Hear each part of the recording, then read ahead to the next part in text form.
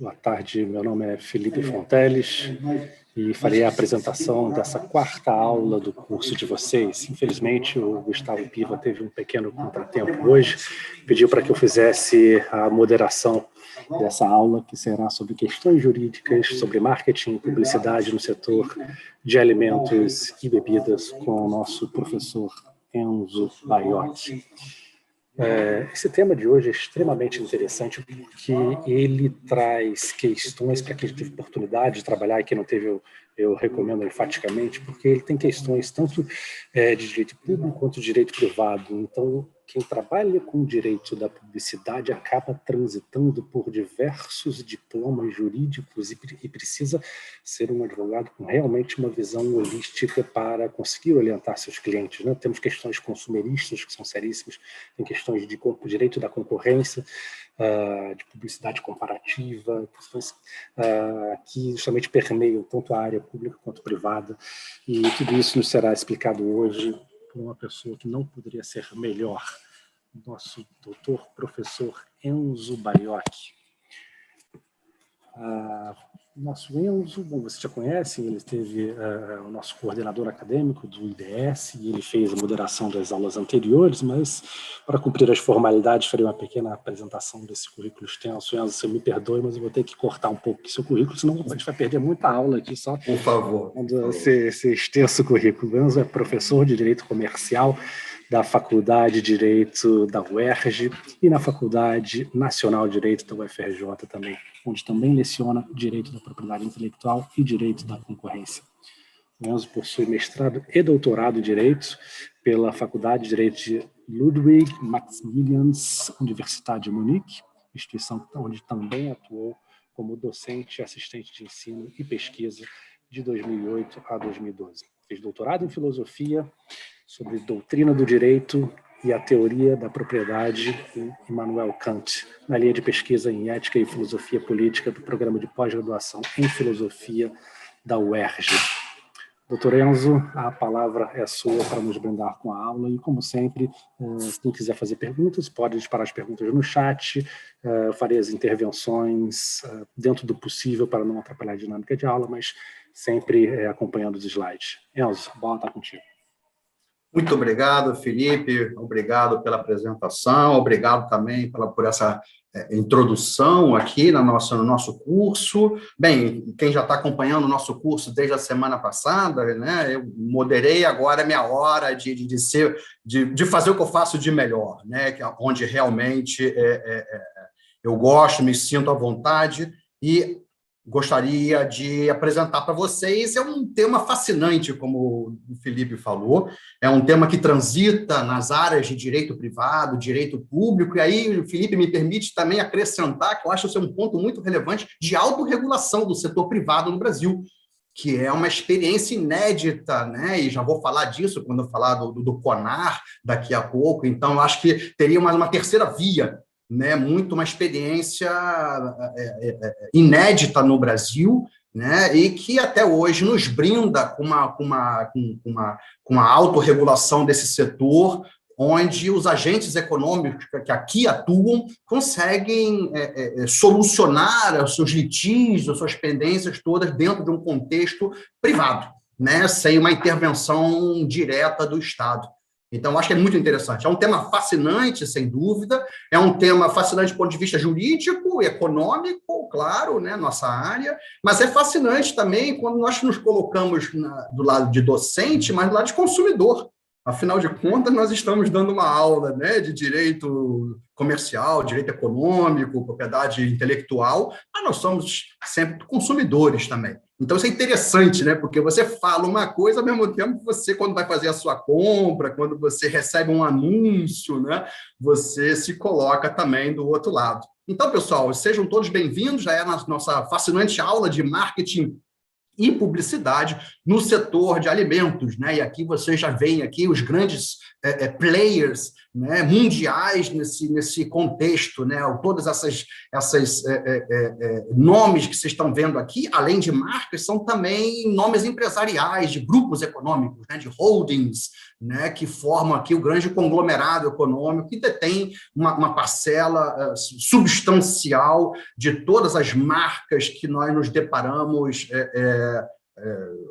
campo do consumo, vamos dizer assim, né? Bem, eu preparei um roteiro. Nossa aula é uma aula interessante, mas densa também, tá? Eu preparei um roteiro para a gente se guiar aqui, né? Eu vou primeiro trazer algumas definições e objetivos também de marketing, de publicidade e propaganda, sem também me estender muito nas áreas de marketing e publicidade, porque essa não é minha área, eu leciono essa matéria já tem um tempo, mas eu não sou formado nem em marketing, nem em publicidade, e já peço aqui a vênia para que eventual informação que esteja faltando ou incompleta se deve em razão justamente dessa circunstância. Tá? Algumas definições, objetivos, como eu falei logo no início. Depois nós vamos falar do sistema de controle da publicidade, né? Eu vou logo dizer que é um controle misto, um sistema misto de controle que nós temos no Brasil. E aí vem a nossa instituição maior aqui, né, desse processo de autorregulamentação publicitária, que é o CONAR, e o respectivo código, né, o Código Brasileiro de Autorregulamentação Publicitária, vamos falar dele também. Por fim, a proteção da propriedade intelectual no Código Brasileiro de Autorregulação Publicitária, e aí vem os dois pontos chaves aqui, deixei para o final de propósito, tá? Que é a publicidade lícita e a publicidade ilícita, né? Qual é a diferença, né? Como nós podemos caracterizar esses dois tipos de publicidade. E, por fim, rapidamente, vou falar também de marketing de emboscada e marketing de associação. Tá? Então, esse é o roteiro que eu me programei. Então, a primeira pergunta que eu gostaria de colocar aqui é marketing, né? Todo mundo já ouviu falar, alguns sabem o que é, mas qual é a definição de marketing dos profissionais de marketing, né? O que vem a ser marketing? Então, tem aqui a grande obra, né, de Philip, de Kevin, Administração de Marketing, já na versão brasileira, com a tradução para o português, tá? É conhecido, né, entre aspas, a Bíblia do marketing mundial. Dizem eles, o marketing envolve a identificação e a satisfação das necessidades humanas e sociais. Uma das sucintas e melhores definições de marketing é a de suprir necessidades gerando lucro. Tá? Então, eu acho que esse é um ponto importante que eu destaquei aqui, gerando lucro, porque a publicidade e o marketing entram num contexto econômico, de uma economia de mercado capitalista, portanto, de consumo. Eu acho que isso vale a pena a gente ter em mente. Uma outra definição aqui da Associação Americana de Marketing é a seguinte: marketing é atividade. Marketing também é um conjunto de conhecimentos e os processos de criar, comunicar, entregar e trocar ofertas que tenham valor para consumidores, clientes, parceiros e sociedade como um todo. Então, são essas duas definições. E depois, um outro ponto interessante também do marketing, né, são os chamados 4 Ps, né, da teoria do marketing, os 4 Ps do marketing, né, uma teoria que se desenvolveu nos anos 60, né, são 4 Ps: produto, preço, praça e promoção. Por que eu estou falando dessa teoria aqui? Não vou entrar nela, mas por que eu estou mencionando? Primeiro, porque é a base da teoria de marketing, né? Todo estudante começa a aprender isso, é conhecido também como mix de marketing, e a publicidade, a propaganda, se insere no último P, na promoção. Então, só para poder situar a gente nesse contexto da teoria, né, da administração de marketing, né? Nesse último P da promoção, que a nossa matéria, portanto, se insere dentro dessa teoria. Bem, aí entra a questão da promoção, do último P, né? Onde está a publicidade. Mas, afinal, o que é a publicidade, né? Bem, um conceito agora já no campo do direito comercial, né? Publicidade é a ação econômica que visa motivar o consumo de produtos ou serviços, por meio da veiculação de mensagens persuasivas por diversas mídias. Tá? Hoje, grande parte dessa mídia agora já é uma mídia digital, né? De influenciadores digitais, né? Na internet, tá? Cada vez mais está ganhando espaço em paralelo às mídias tradicionais. Tá? Então, nós temos esses 3 elementos: ação econômica, motivação do consumo e mensagens persuasivas. Tá? E aqui eu coloquei, só a título de ilustração, tá? Uma simpática peça publicitária da Sadia com presunto Luiz Augusto. Tá? Então, vocês devem se lembrar dessa peça publicitária, que foi bem persuasiva no meu ponto de ver a coisa. Né? Então, só para ilustrar aqui, para quem se lembra, né, um exemplo de uma peça bem persuasiva. Né? Bem, uma outra definição agora, do ponto de vista do Tribunal Superior do Brasil, né? O nosso querido STJ. A publicidade é técnica de comunicação.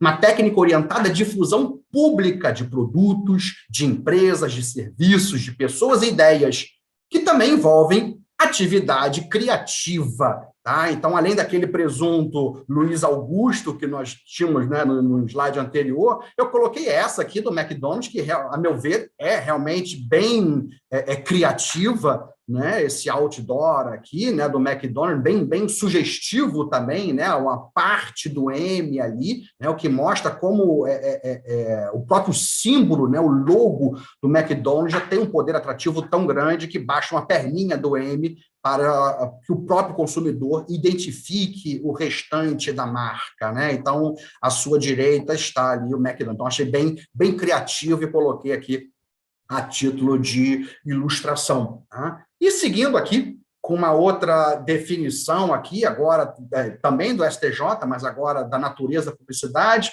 o STJ entende o seguinte: a natureza da publicidade implica anúncios ativos para que entusiasme os destinatários a adquirir o produto ou serviço, muitas vezes utilizando-se de métodos da psicologia da persuasão, além de elementos sensoriais, que aguçem a visão, o olfato, o paladar, a audição, tais como cores, né, bem comum, né, cheiros, quando você entra numa loja de perfumes, de perfumaria, por exemplo, gostos e formas de expressão de palavras e frases. Tá? Então, achei interessante essa definição da natureza da publicidade nessa decisão relativamente recente do STJ.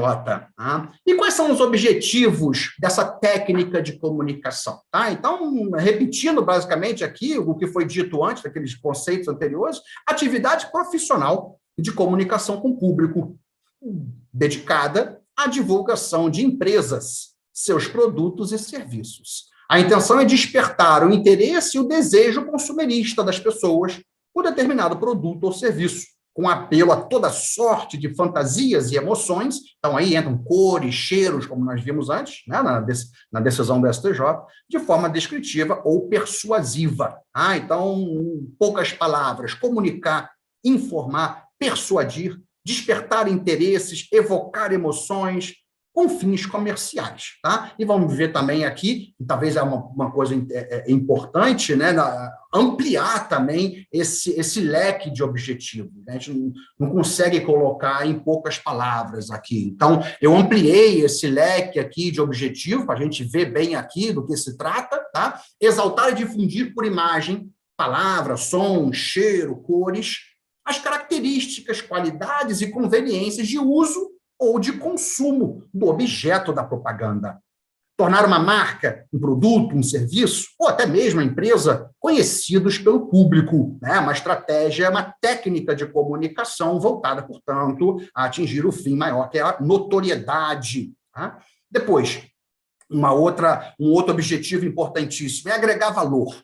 Isso está no cerne do marketing, da teoria de administração do marketing. Agregar valor em termos de qualidade, em termos de reputação, de prestígio, para a marca, principalmente para a marca, sem dúvida, aí nós já estamos entrando no campo do renome, o que também, tanto a notoriedade quanto o renome, nós teremos uma repercussão jurídica, né? O ordenamento jurídico confere uma proteção especial para as marcas notoriamente conhecidas e para as marcas de alto renome. Então, quando essa estratégia de administração de marcas desemboca no campo do direito, o direito dá uma resposta, uma proteção especial para essas categorias, né? Marca notoriamente conhecida e marca de alto renome, isso na lei de propriedade industrial. Tá? Depois, além disso, estimular nos consumidores o desejo de consumo do objeto da propaganda. Tá?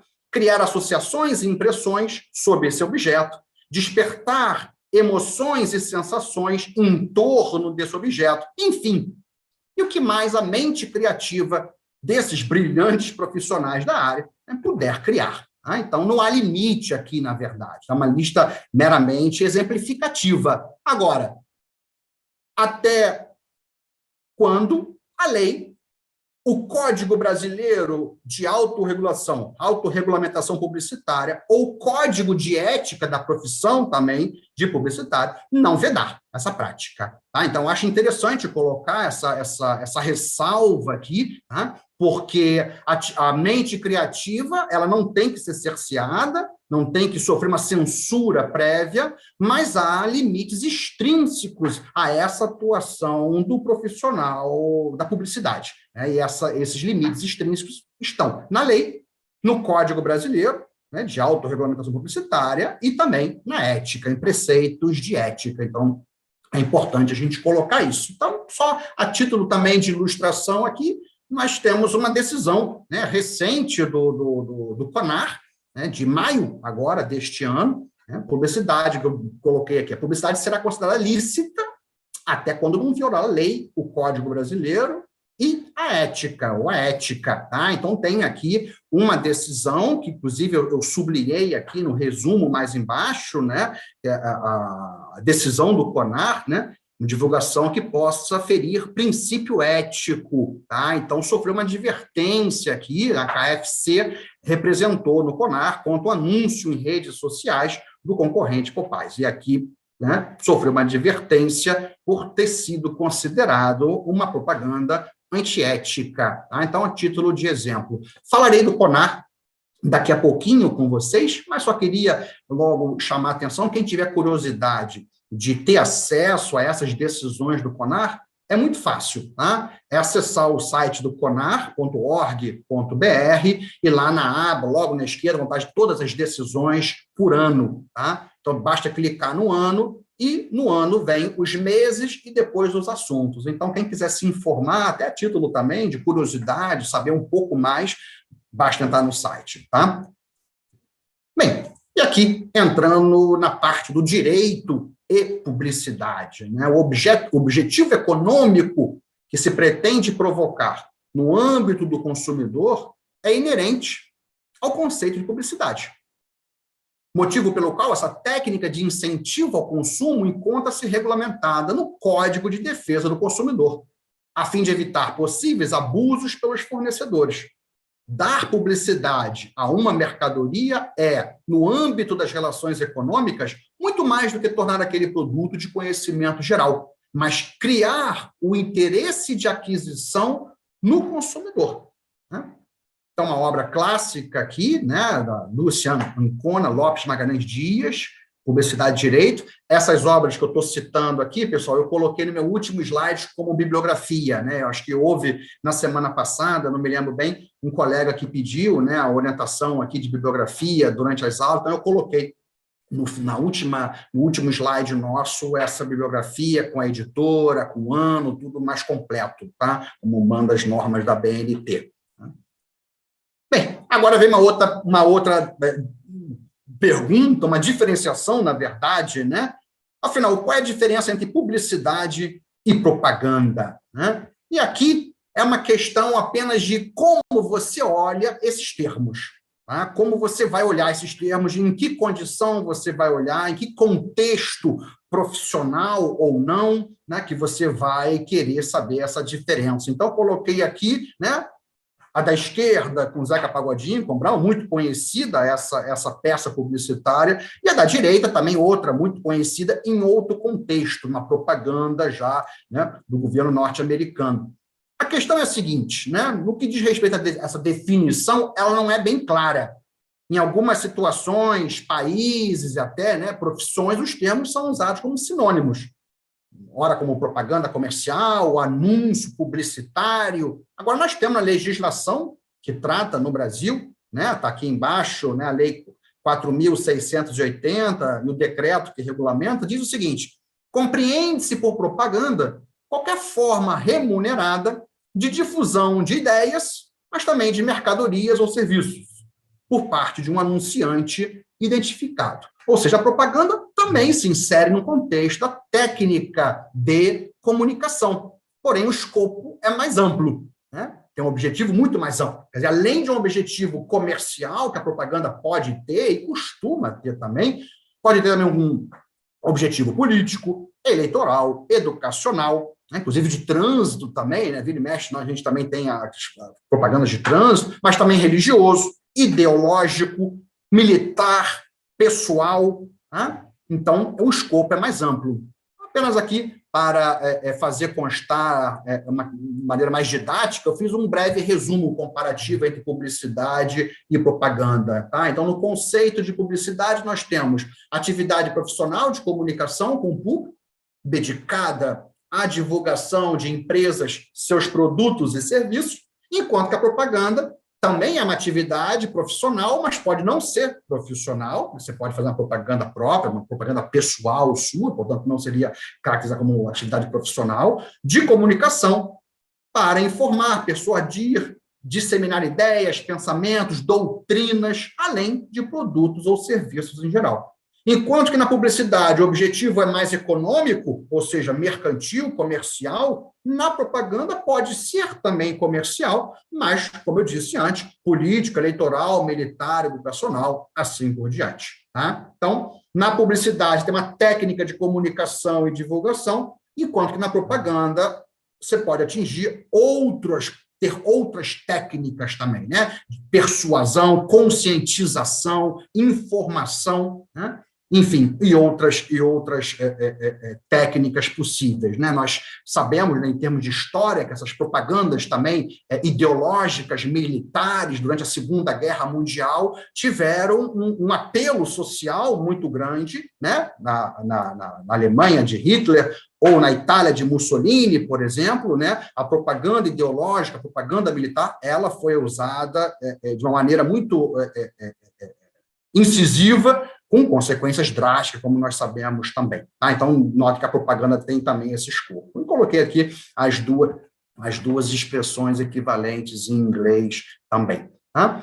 Bem, feita essa introdução, tá? Curta, breve, eu gostaria agora de entrar no sistema, né, de controle da publicidade, né? Como eu disse, um sistema misto de controle da publicidade. E por que eu digo um sistema misto? Porque você tem, de um lado, a regulação estatal, a fiscalização estatal por leis, por órgãos do Estado, mas você tem também a autorregulamentação do setor.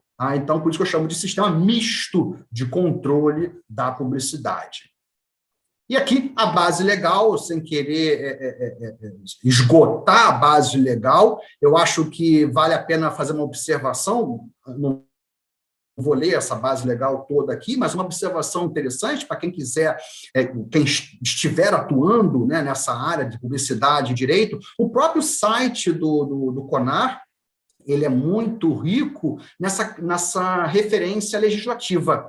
Tá? O site do CONAR, ele é muito útil, porque ele tem uma aba com toda a legislação completa em torno nesse contexto de direito, publicidade, economia, publicidade, com todas as normas legais possíveis. Tá? Como é muita coisa, eu sintetizei aquilo que eu achei mais oportuno. Tá? Inclusive, coloquei normas aqui que não estavam lá na lista do CONAR. Tá?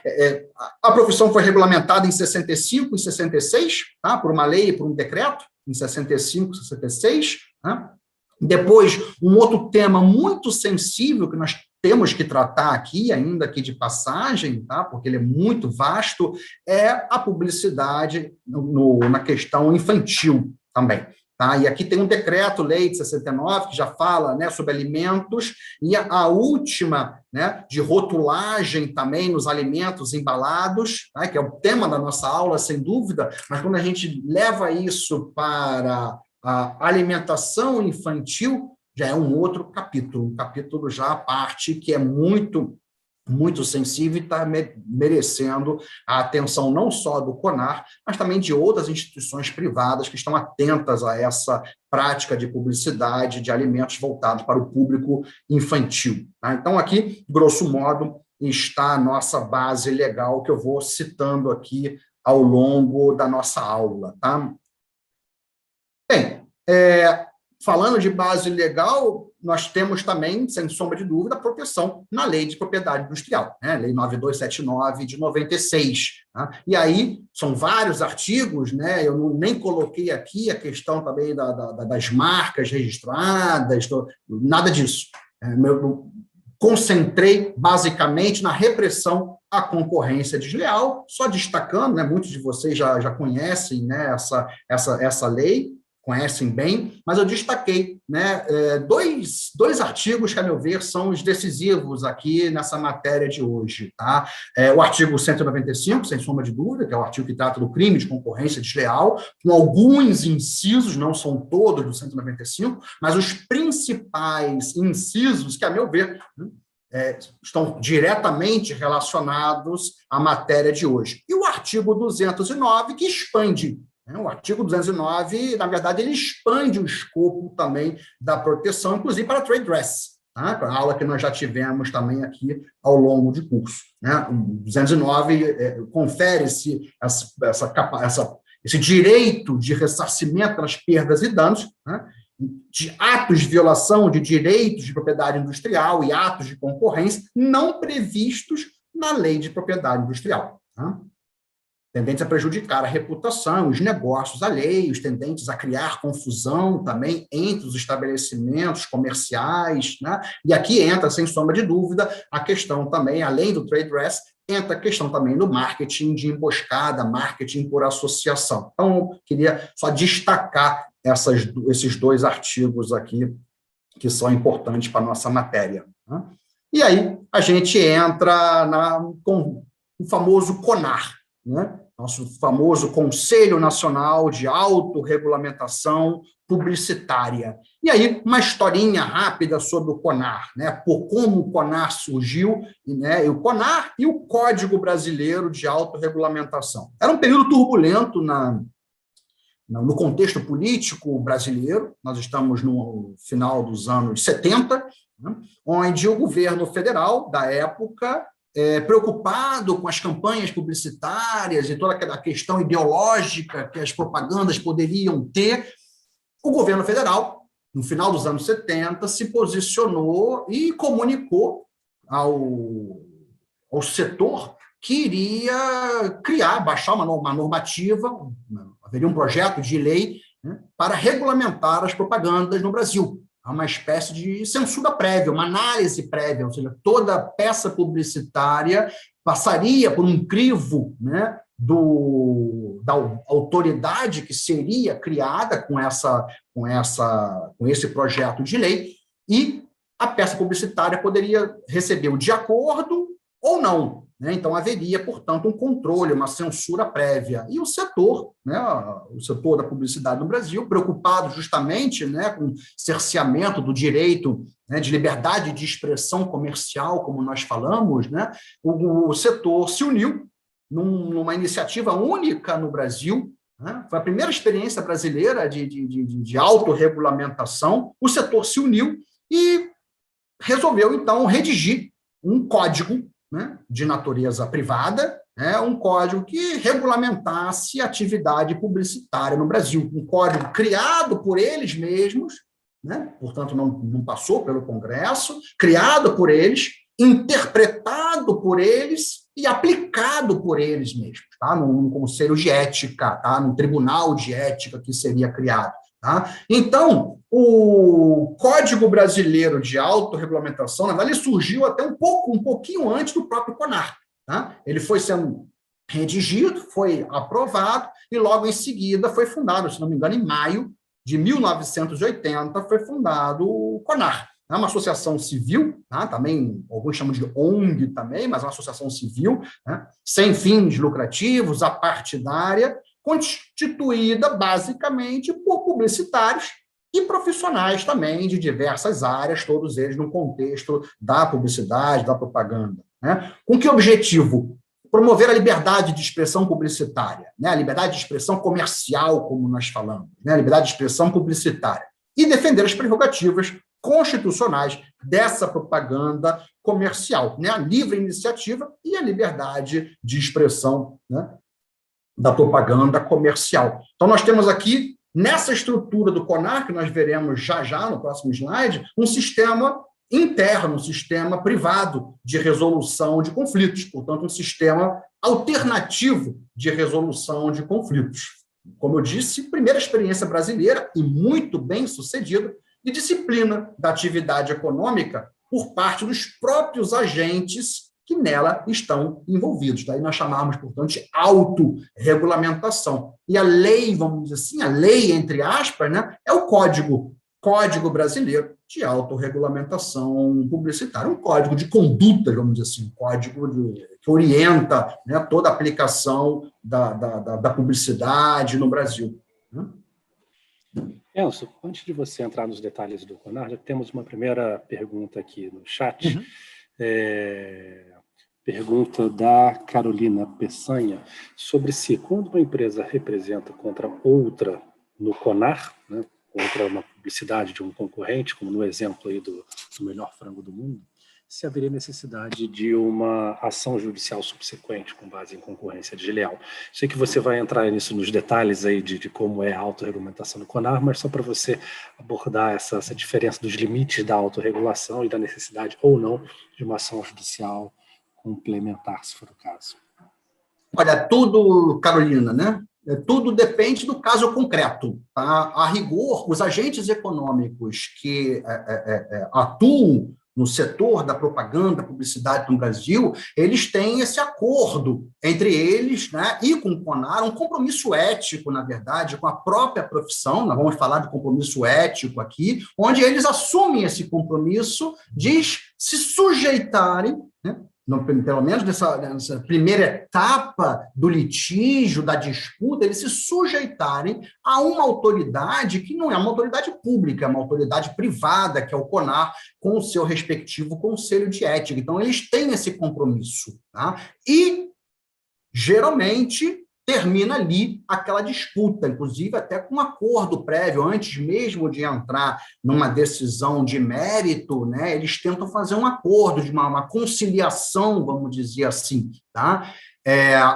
Geralmente termina ali, tá? Geralmente termina ali, salvo se uma das partes julgar que houve alguma infração, alguma violação dos seus direitos, né, previsto na legislação ordinária, por exemplo, na lei de propriedade industrial, na lei de direitos autorais, ou na própria Constituição, algum direito que eles vejam que foi violado e que o CONAR, eventualmente, na decisão, né, mesmo havendo etapas possíveis, de instâncias possíveis de recurso, se a parte se julgar prejudicada, claro, né, isso está previsto na Constituição, né? Está livre, né, acesso ao nosso sistema judiciário.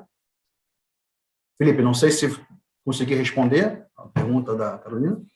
Conseguiu sim, e na sequência o Bruno Cardoso já emendou uma outra pergunta sobre se o CONAR possui jurisdição erga omnes, ou se para se sujeitar às suas decisões é preciso consentimento das partes. Era bem na linha do que você estava explicando, mas talvez se poderia detalhar melhor o que seriam os efeitos, né? Seria o erga omnes ou intrapartes das decisões do CONAR? Não, o efeito é interpartes, sem dúvida. Tá? Até porque é uma recomendação que nós vamos ver aqui, tá? Uma recomendação que o CONAR faz, né, para que a outra parte retire completamente. Vamos falar rapidamente dessas penalidades ou das sanções, vamos dizer assim, tá? Uma recomendação, né? A parte acata ou não. Como eu disse, geralmente acatam, tá? Geralmente acatam. Então, é um código de condutas, tá? É um código de ética que está em jogo aqui. Tá? Um código de ética. Notem, muito embora o nome seja Código Brasileiro de Autorregulamentação Publicitária, né, não é lei, tá? Não é lei ordinária. Tá? É um código de condutas, tá? É um código de condutas, vamos dizer assim, mas muito bem elaborado, muito bem estruturado, muito sério, né? Como os publicitários querem que seja, e eles são, eles atuam de forma séria, porque já vou falar disso, da transparência, do rigor, como essas disputas são tratadas, são resolvidas, e como o código é aplicado, depende também da própria integridade da publicidade, né? Como a publicidade no Brasil ela é encarada, né? Eu acho que o modelo de sucesso do CONAR, desde lá dos idos, do final dos anos 70 até hoje, é justamente da confiança, né? É um sistema que transmite confiança não só para os agentes econômicos que estão diretamente envolvidos, as partes em litígio, os outros agentes que estão assistindo, né, concorrentes ou não, mas nós, a sociedade, né, nós na sociedade. É um sistema de sucesso que realmente transmite confiança, algo que funciona, e eles zelam por isso também, tá?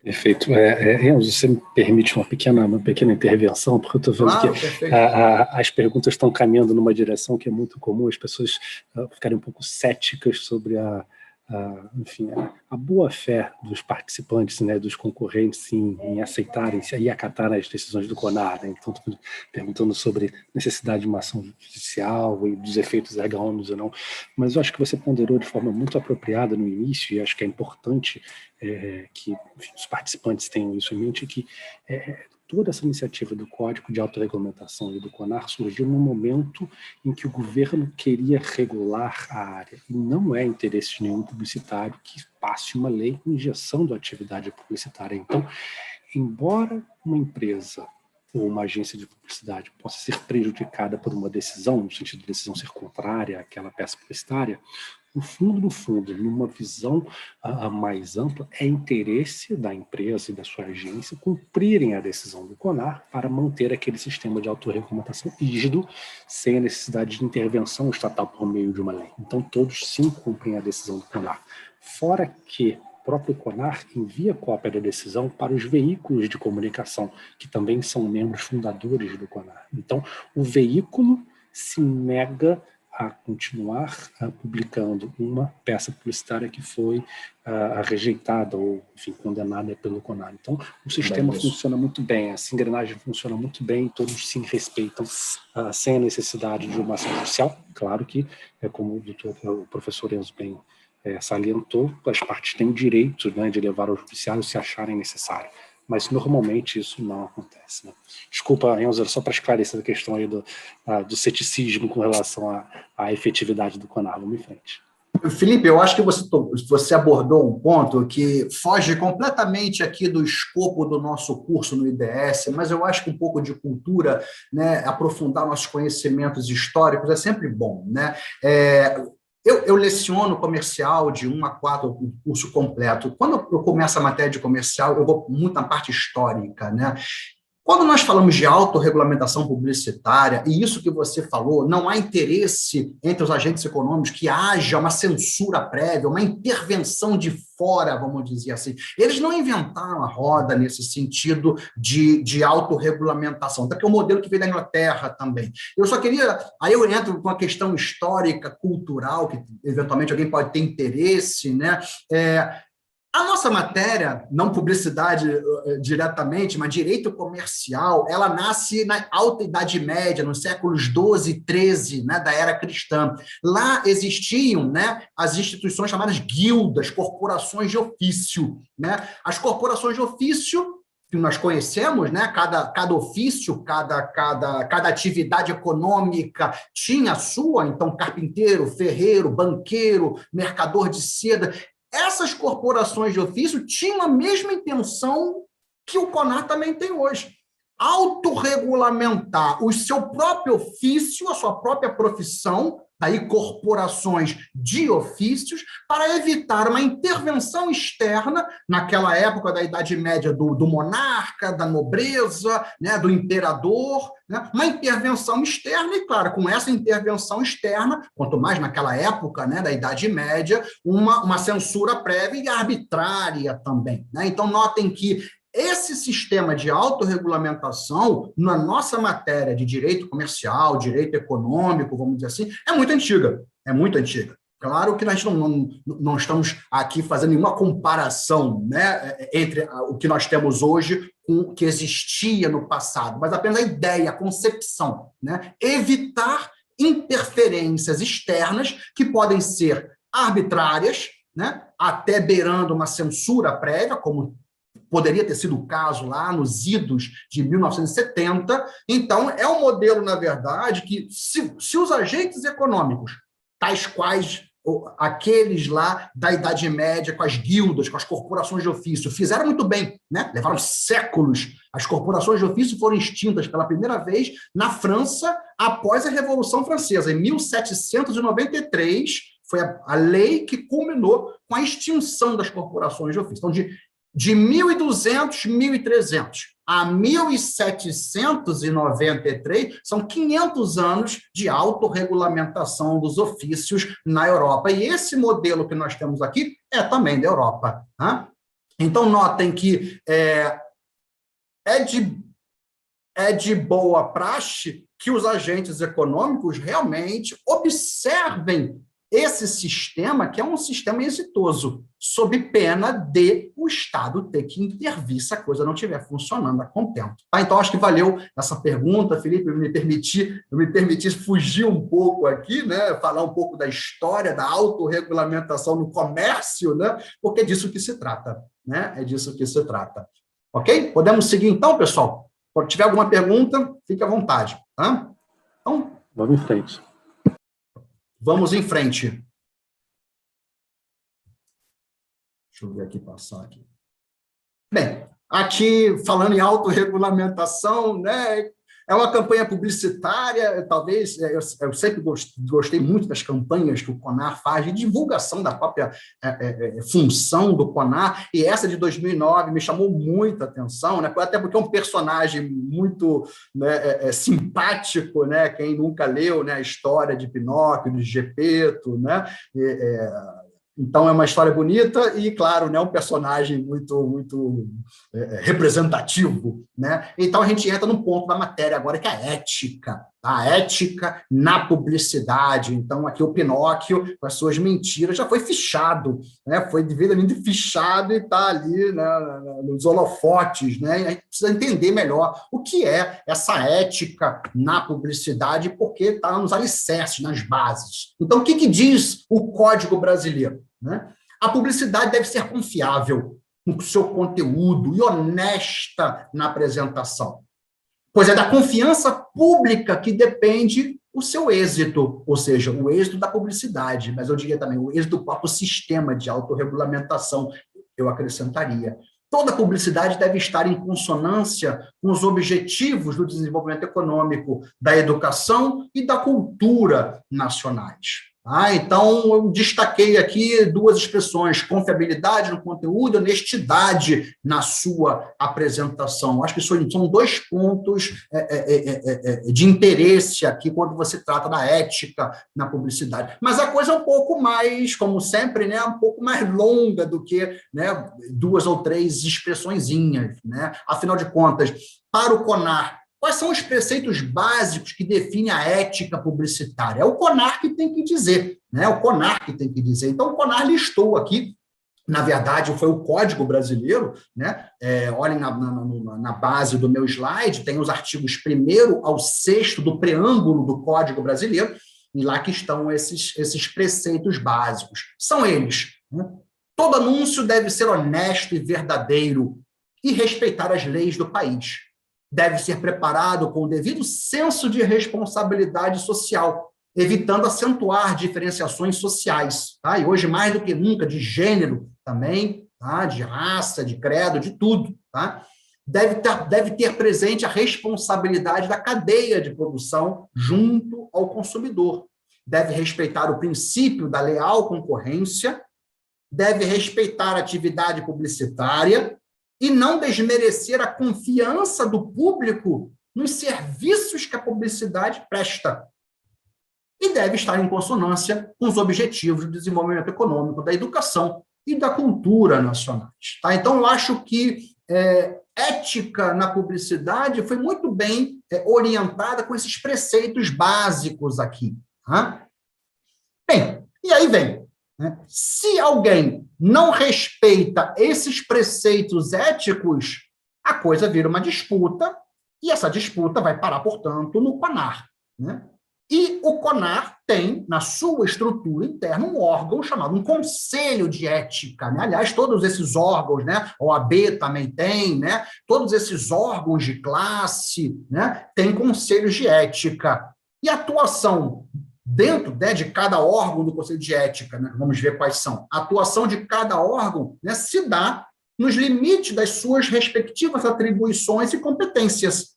Onde é que a gente vai saber as atribuições e competências desses órgãos do Conselho de Ética aqui? No regimento interno, tá? Eu coloquei aqui como fonte na nota de rodapé aqui. Então, são basicamente três órgãos que formam o Conselho de Ética. O plenário do Conselho, é o órgão máximo aqui, a instância máxima, melhor dizendo, tá? Julga recurso extraordinário, uniformiza a jurisprudência do CONAR, jurisprudência, portanto, aqui interna do CONAR, tá? Aprova ou revoga as súmulas do CONAR. Tá? Essas são as principais atribuições do plenário do Conselho de Ética. Depois, abaixo do plenário, está a Câmara Especial de Recursos. Só existe uma Câmara Especial de Recursos, que é a segunda instância dentro dessa estrutura do CONAR. Tá? Julga os recursos ordinários interpostos contra as decisões das câmaras.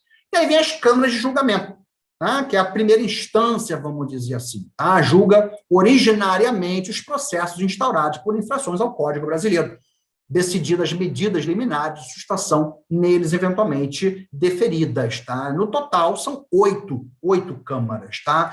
Felipe, me corrige se eu não tiver devidamente atualizado. Dessas 8 câmaras são Rio Grande do Sul, São Paulo, Rio de Janeiro, Distrito Federal e Pernambuco, se eu não me engano, né? É isso aí, é isso aí. Só que São Paulo, se eu não me engano, São Paulo já são 4. Né? É isso aí. Só São Paulo teria 4, né? Tamanha a necessidade também, o volume também, né? Havendo recurso de uma das câmaras, na primeira instância, vai então para a Câmara Especial de Recursos, tá? CONAR fica em São Paulo, tá, pessoal?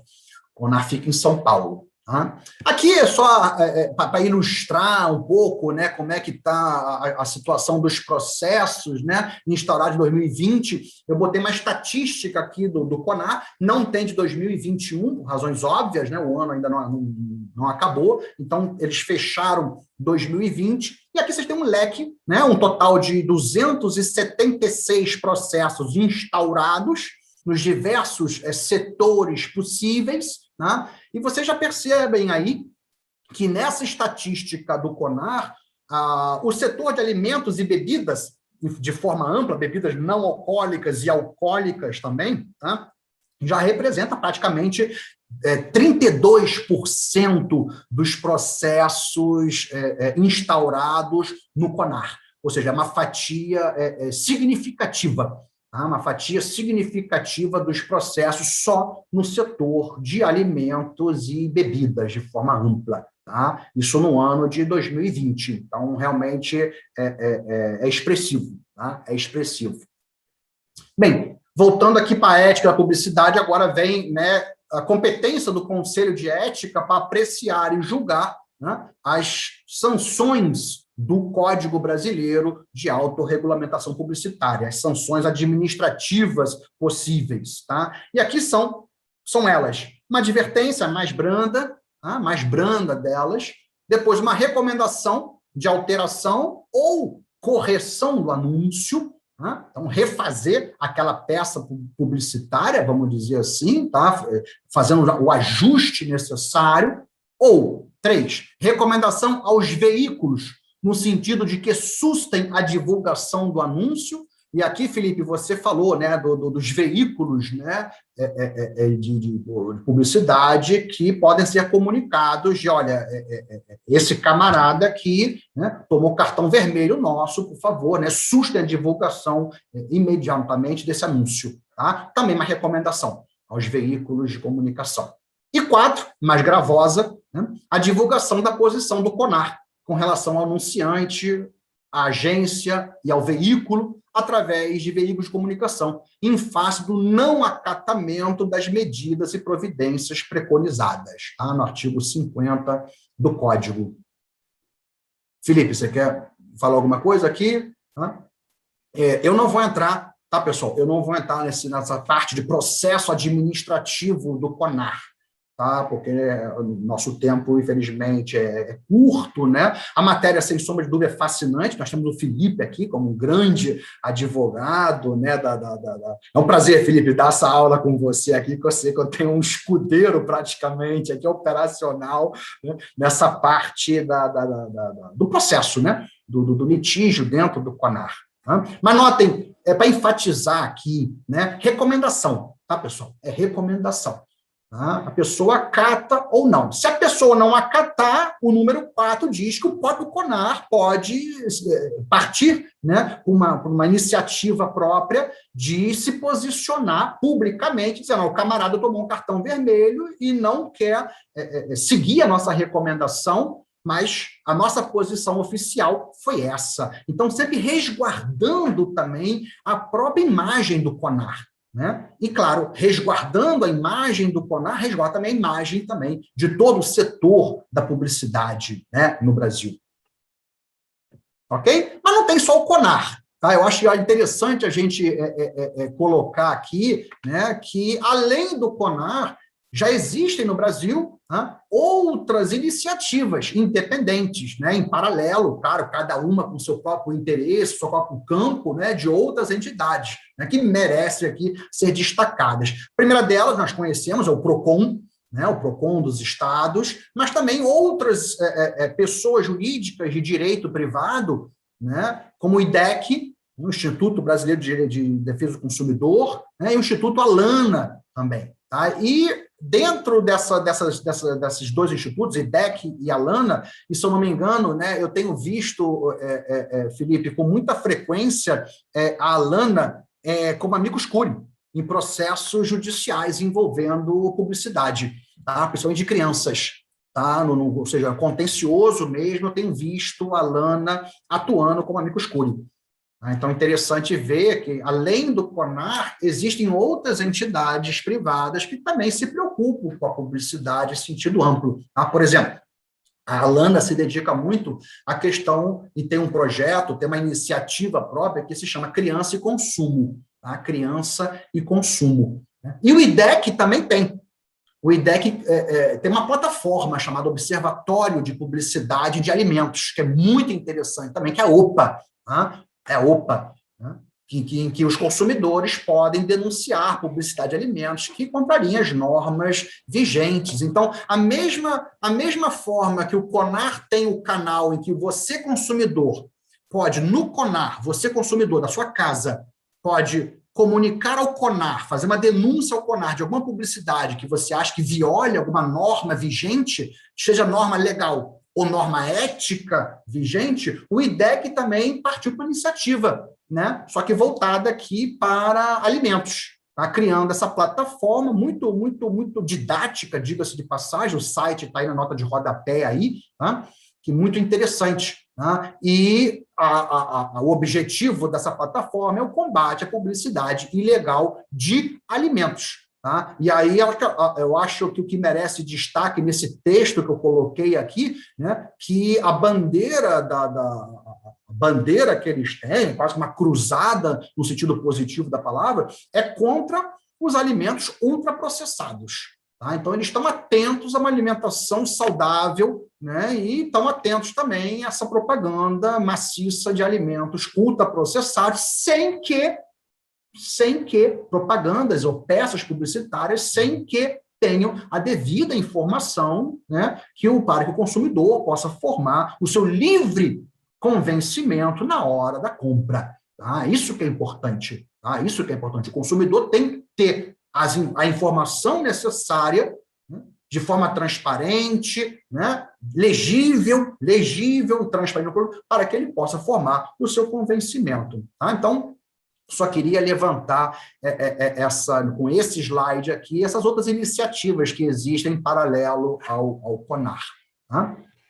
Só um pequeno parênteses, Enzo, nesse slide é absolutamente perfeito sobre outras entidades, mas sempre que tivemos buscando outra entidade, ou interagindo com outra entidade, vale a pena nós investigarmos quem está por trás dessa entidade e qual é a missão da entidade. Né? PROCON, especificamente, PROCON, SENACON, são órgãos que estão ligados ao Ministério da Justiça, então eles tendem a ter embora sejam órgãos de defesa do consumidor, eles tendem a ter uma postura relativamente neutra. Né? Já a ALANA, por exemplo, é uma ONG que foi criada especificamente com a missão de combater a publicidade. Então, quando você investiga lá os atos constitutivos da ALANA e as próprias declarações da presidente da ALANA, a missão deles é proibir por completo publicidade dirigida ao público infantil. Tá? Então, é uma entidade de defesa de direitos da criança, mas que tem um viés militante e muito bem definido e posicionado. Então, quando ela entra como amicus curiae, ela fez inúmeras denúncias já na CONAR, né?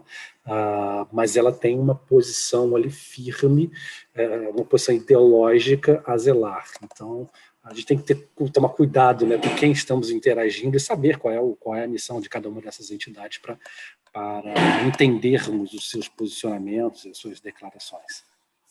Perfeito, o senhor também já sabia, tá? Eu só não pontuei esse aspecto aqui, porque tentei ser um pouco neutro, vamos dizer assim, né? Mas eu acho perfeitamente, Felipe, eu já sabia disso, tá?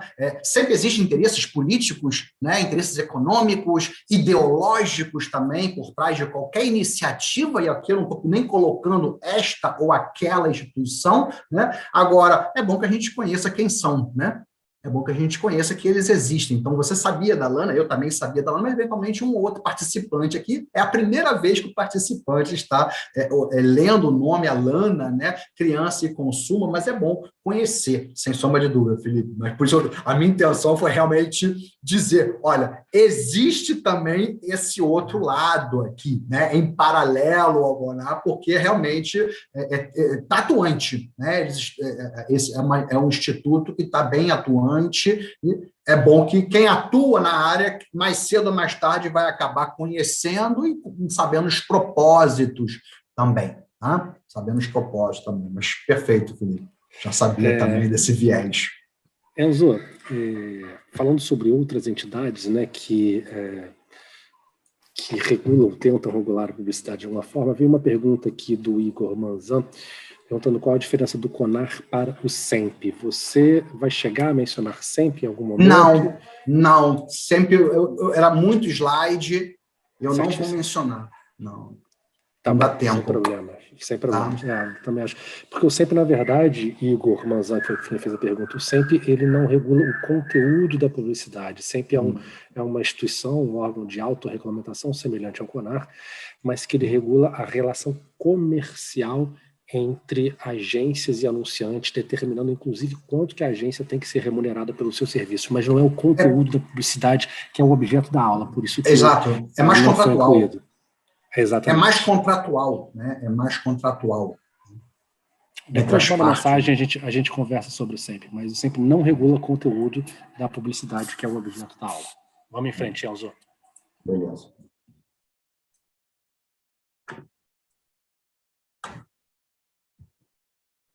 Bem, agora a gente entra já a passos largos aqui, já no cerne da nossa aula, né?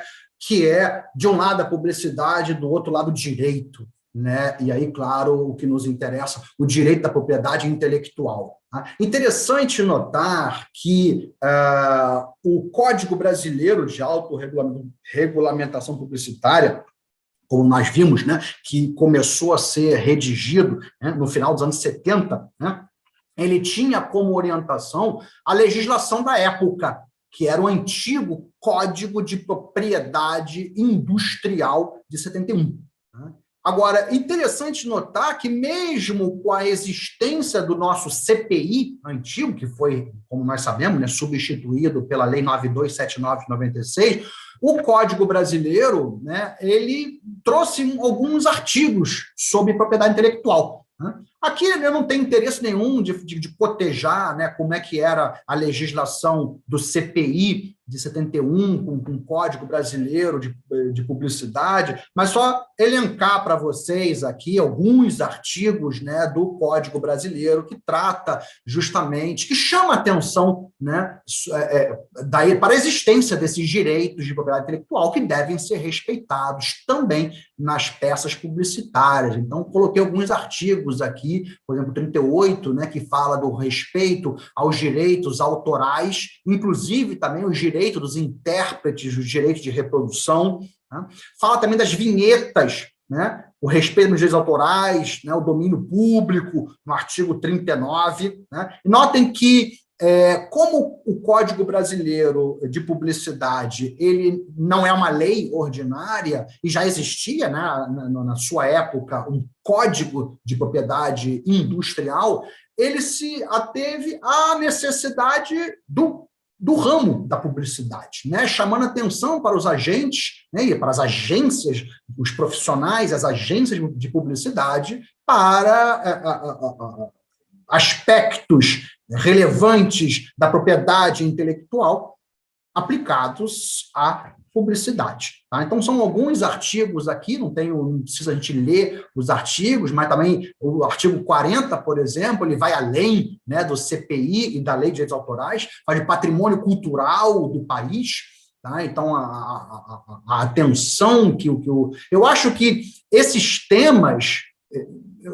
Hoje, né, a gente relendo esse código hoje, pensando como ele foi concebido naquele momento tão turbulento do cenário político e jurídico do país, nos anos 70, a gente percebe que eles foram muito sagazes, né? Introduzindo temas, por exemplo, interesse do país, patrimônio cultural do país, desenvolvimento econômico do país, né? Eles inseriram aspectos relevantes e eu acho que o êxito, até mesmo para a aprovação desse código por parte das autoridades da época, né, dos militares na época, se deu, a meu ver, justamente por essa capacidade que o código teve de ser abrangente, né, de não só olhar para o próprio umbigo, mas também olhar para outros interesses, né, propriedade industrial, direitos autorais, patrimônio cultural do país, desenvolvimento econômico do país. Né? Eu acho que grande parte desse êxito da aprovação do código naquela época se deu por em função dessa abrangência que o código trouxe, né, nesses dispositivos aqui. Então, ó, novamente aqui, né, aqui mais específico, artigo 42, será igualmente condenado o anúncio que configura uma confusão proposital com qualquer peça de criação anterior, né? Então, aqui, quando a gente lê isso hoje, a gente já pensa no parasitismo, né, no marketing de emboscada, marketing de associação, tá? Artigo 43 fala aqui, né, da infração às marcas, né, conceitos e direitos de terceiros, de uma maneira bem abrangente também. Né? E aí, a gente, com base no Código Brasileiro de Autorregulamentação, a gente entra aqui no tema principal, né? Afinal, e a publicidade agora? Ela é lícita ou ela é ilícita? Né? Então, é uma questão interessante. A gente vê algumas espécies aqui, a minha intenção não foi esgotar completamente todas elas, mas trazer as principais espécies de publicidade lícita. Tá? Primeiro a comparativa, depois é o exagero publicitário, puffing, e depois a paródia publicitária também. Tá? Então, eu trouxe essas três principais espécies aqui. Tá? A publicidade comparativa, a gente está sendo bombardeado recentemente na televisão, né? Agora com a campanha publicitária, que não é a nossa aula de hoje, nosso setor de alimentos e bebidas, mas quem está assistindo aí nos últimos meses, né, é uma campanha feroz de publicidade comparativa no setor automobilístico. né, daquele SUV Tigo, né, Tigo 8, né, que a gente todo vem mês, passa mês, né, a Caoa Chery, né, se eu não me engano é Caoa Chery, né, me corrija se eu estiver errado aqui, né, com o Tigo 8, com a comparação com outros veículos, né, SUV, né, dessa categoria de veículos, né, da Audi, outros concorrentes, e a campanha é maciça e persuasiva, diria também, tá, e muito exitosa, tá, na publicidade comparativa. Então, se vocês tiverem em mente, né, eu não coloquei aqui como exemplo, porque nossa ênfase é o setor de alimentos e bebidas, mas oralmente eu gostaria de colocar aqui essa publicidade, essa peça publicitária, que vocês certamente, né, devem se lembrar dessa, que está, né, constantemente na televisão, enfim. Né? O que é a publicidade comparativa? Uma técnica de abordagem, né, objetiva, eu até sublinharia aqui, né, daria um destaque, objetiva, entre produtos e serviços de origem diversa. Né? Então, esse objetiva, para mim, é a chave do sucesso da licitude de uma publicidade comparativa, tá? É o aspecto da objetividade. Interesse e vantagens para o consumidor. Né? Existe, por parte do consumidor, né, ser confrontado com uma peça publicitária que destaque, né, as diferenças, vantagens, prós e contras, né? A ausência de um tipo legal impedindo a comparação permite concluir, portanto, que o ato é lícito, né? Desde que, claro, observada a ética publicitária. Né? Logo, se não há uma proibição expressa, o ato em si é lícito, vírgula, desde que observada a ética, os preceitos éticos na publicidade. Tá? E, claro, outras leis também que podem ser aplicadas. Né? Então, quais são os princípios norteadores aqui da licitude dessa propaganda comparativa? É o artigo 32 do Código. Né?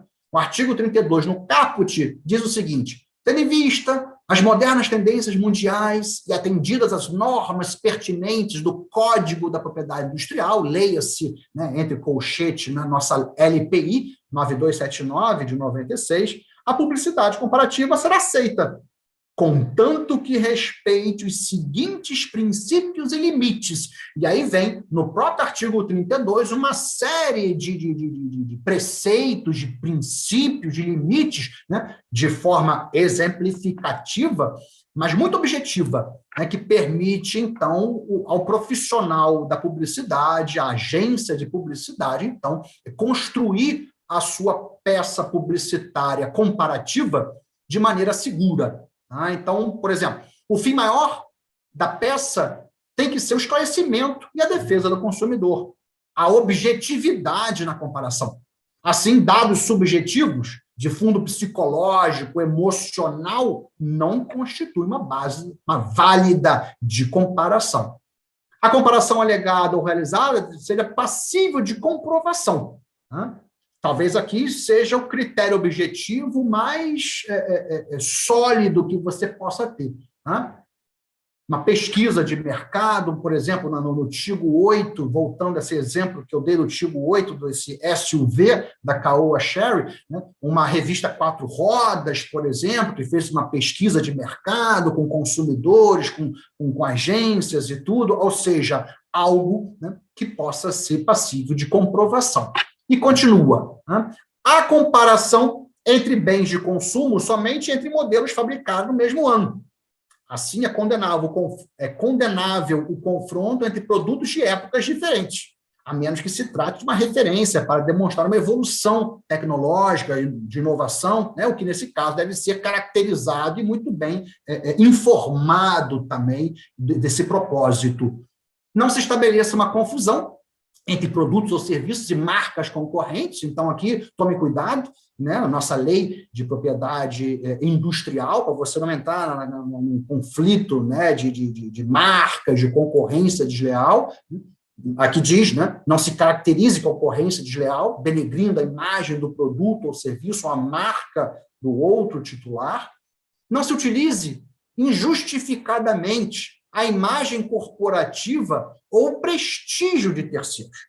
aqui é muito sensível, tá? Aqui é um aspecto ético, né? Na verdade, é metajurídico, é ético aqui, né? Porque você tem uma imagem corporativa, um prestígio que você pode usar para fins de uma comparação, né? Mas desde que seja de forma justificada, objetiva, neutra. Você pode, por exemplo, mencionar o nome do concorrente, colocar o logotipo, o logo do concorrente, a marca do concorrente, até o produto do concorrente, desde que seja de forma justificada, ou seja, para fins de comparação apenas, de forma objetiva, não para você denegrir a imagem corporativa, ou atingir o prestígio, né, seja da marca, ou seja do próprio titular da marca, né, da empresa em si. No caso de comparação entre produtos ou serviços, com preços diferentes, essa circunstância deve ser claramente indicada pelo anúncio. Ou seja, transparência acima de tudo. Tá? Transparência, objetividade acima de tudo deve guiar essa análise da propaganda, da publicidade comparativa. Né? Agora, pode-se caracterizar um ilícito quando a veiculação de informações ou comparações são enganosas ou abusivas.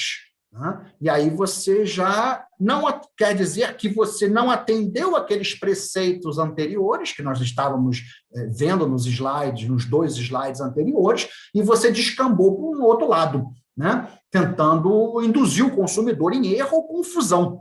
E aí você já parte, né, já acaba caindo aqui na legislação nacional que regula isso aí. Primeiro, o Código de Defesa do Consumidor, no artigo 37, e a própria Lei de Propriedade Industrial, que também tem vários artigos que eu mencionei aqui, né, de violação, por exemplo, de direito de marca de terceiro. Então, eu coloquei artigo 189, artigo 130, inciso 3, né? Fala de uso indevido, fala da violação da integridade material e a reputação da marca, né? Também artigo 195, inciso 1, ato de concorrência desleal, ou seja, o ato de publicar por qualquer meio falsa informação em detrimento de concorrente com o fim de obter vantagem. O inciso 1 é o mais abrangente aqui do artigo 195, então você, não tendo sido objetivo, né, honesto, leal, você acaba caindo nesse campo aqui. E aí, eu selecionei aqui, né, uma decisão agora recentíssima também do CONAR, de abril de 2021, né, que trata justamente de um caso de publicidade comparativa que foi considerada antiética pelo CONAR. Interessante notar que foi uma disputa até relativamente longa, né, elas conseguiu, né, uma façanha, na verdade, porque é difícil você ter uma disputa no CONAR que vá até a terceira instância, né, que é o plenário, né, do Conselho de Ética, e essa conseguiu. Ou seja, o caso foi julgado em primeira instância e em segunda, né, na primeira Câmara e na Câmara Especial de Recurso, e é interessante notar que foi favorável, né, a Kellogg. Né? Quem entrou com a representação aqui foi a PepsiCo, tá? Contra uma peça publicitária da Kellogg. E a Kellogg, né, ganhou nessas 2 instâncias aqui. Quando a PepsiCo recorreu, né, fez um recurso extraordinário para o plenário, ou seja, para a última instância do Conselho de Ética, né, acabou revertendo. Né? Acabou revertendo. Então, na verdade, eu coloquei, não sei se está um pouquinho pequeno aqui, é porque eu quis colocar todo o texto, porque foi muito elucidativo, né? Eu até destaquei aqui, em laranja, no resumo aqui da decisão, né?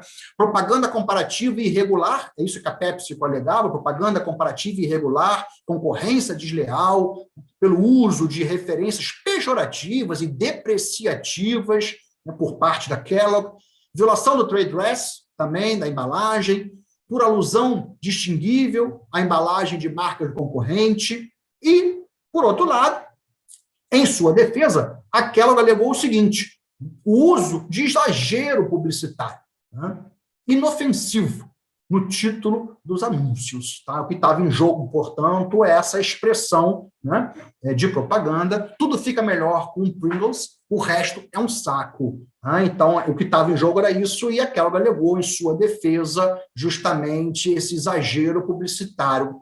Nas duas instâncias, como eu disse, a Kellogg teve sucesso com isso, não viram nenhuma infração direta aqui aos direitos da PepsiCo, mas, em terceira e última instância, já no plenário, foi revertido.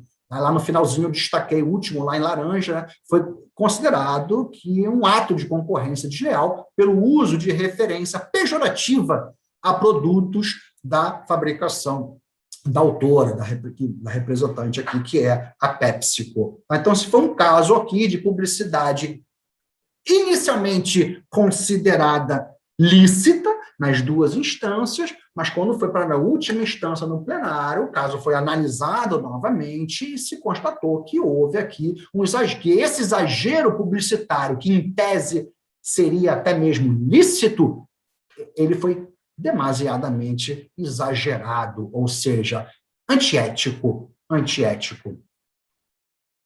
E aqui a gente fala, né, concretamente do exagero publicitário em si, tá? Do puffing. Caracteriza-se pelo uso de expressões superlativas, exageradas, tá? Apelando pela grandiosidade da informação, cuja veracidade não pode ser comprovada. Então, podem não constituir publicidade ilícita, esse exagero, desde que inofensivas, e não induzam o consumidor em erro ou confusão, ou que não apresentem dados ou informações que careçam de comprovação. Bem, isso parece realmente o básico, né? O óbvio, só que esse óbvio nem sempre na prática a gente acaba vendo o bom senso, na verdade. Tá? Então, nós temos um caso também recente, tá?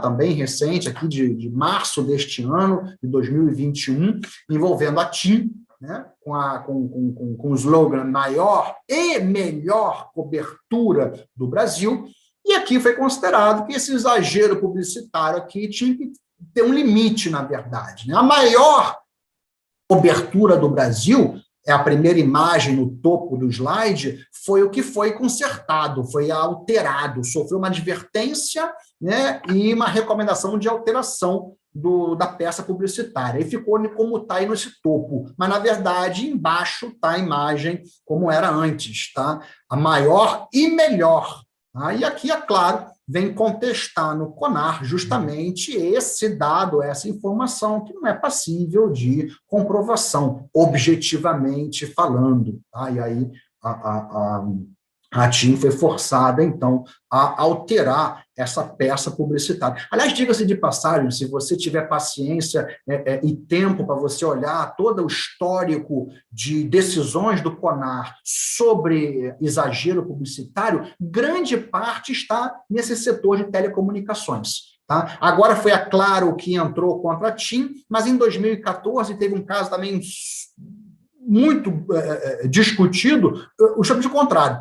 Aí já era Claro que estava no polo passivo, né? A Claro já no polo passivo e perdeu também no polo passivo por exagero publicitário, uma campanha de 2014 ou 2015. Tá? Então, esse exagero é praticamente um apelo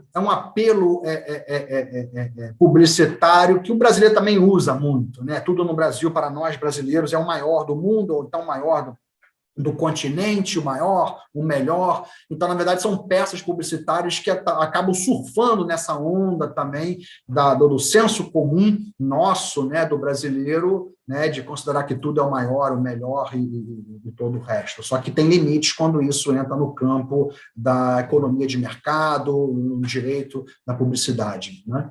E outro ponto da publicidade lícita, que é muito interessante também, é a paródia.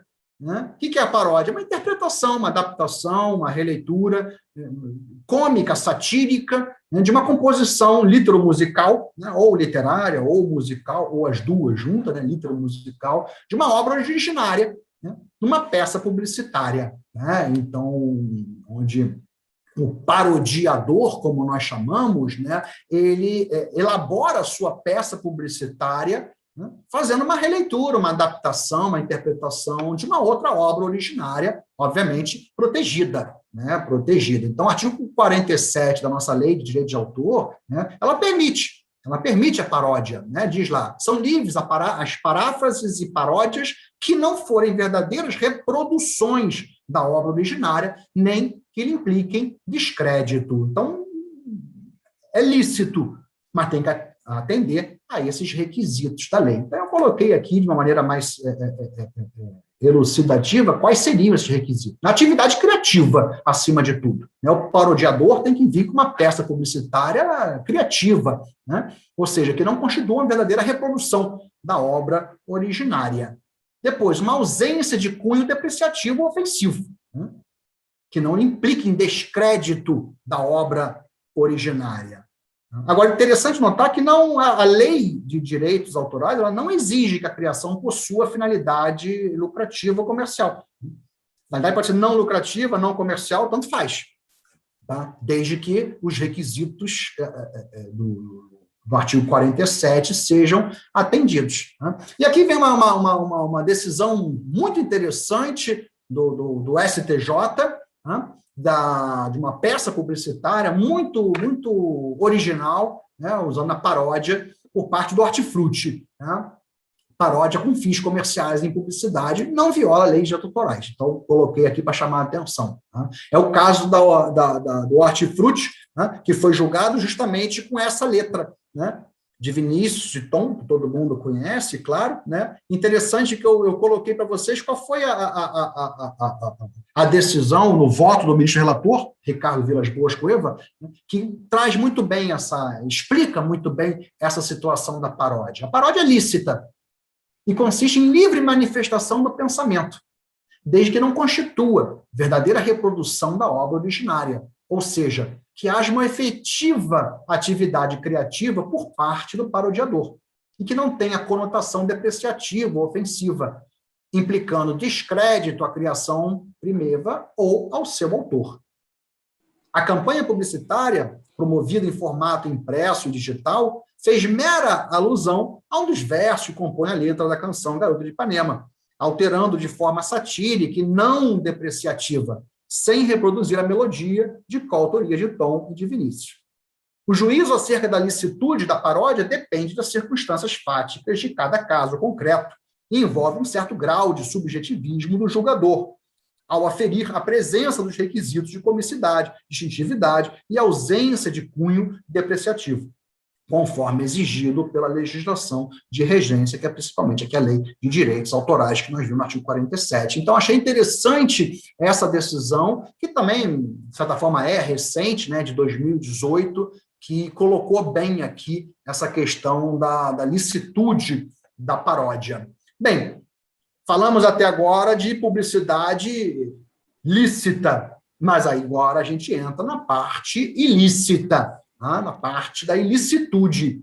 E aqui eu gostaria de destacar para vocês, principalmente, 3 espécies de publicidade ilícita: a simulada, a enganosa e a abusiva. Então, destaquei aqui 3 espécies de publicidade ilícita. Vamos por partes aqui. Vamos começar pela publicidade simulada. O que é?